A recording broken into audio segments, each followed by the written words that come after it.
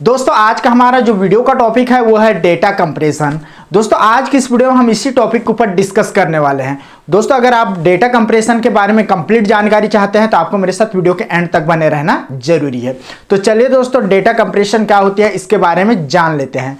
सबसे पहले दोस्तों हम जानते हैं डेटा कंप्रेशन क्या होती है।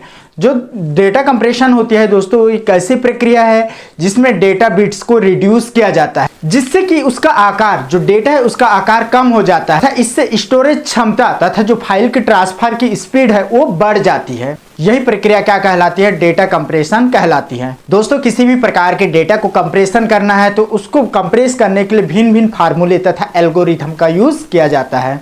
उदाहरण के तौर पर देखें तो दोस्तों मान लो हम किसी सॉन्ग को डाउनलोड करते हैं इंटरनेट से, तो उसमें आप लोगों ने देखा होगा कि जो सॉन्ग होती है उसकी अलग अलग साइज होती है।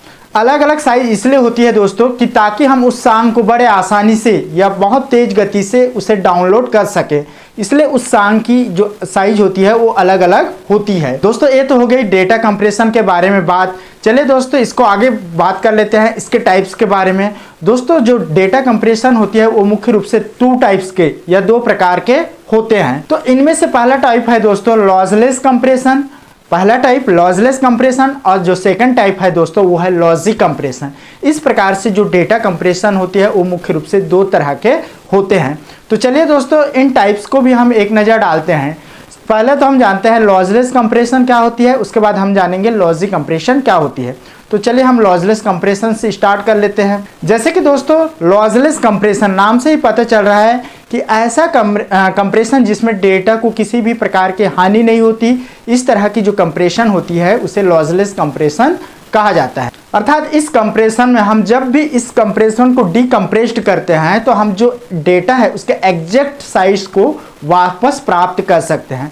तो इस प्रकार की कंप्रेशन लॉसलेस कंप्रेशन के अंतर्गत आती है। चलिए दोस्तों अब हम बात कर लेते हैं डेटा कंप्रेशन के सेकंड टाइप लॉसी कंप्रेशन के बारे में। जैसे कि दोस्तों नाम से ही पता चल रहा है लॉसी कंप्रेशन। लॉसी का मतलब क्या होता है? हानि पहुंचाना।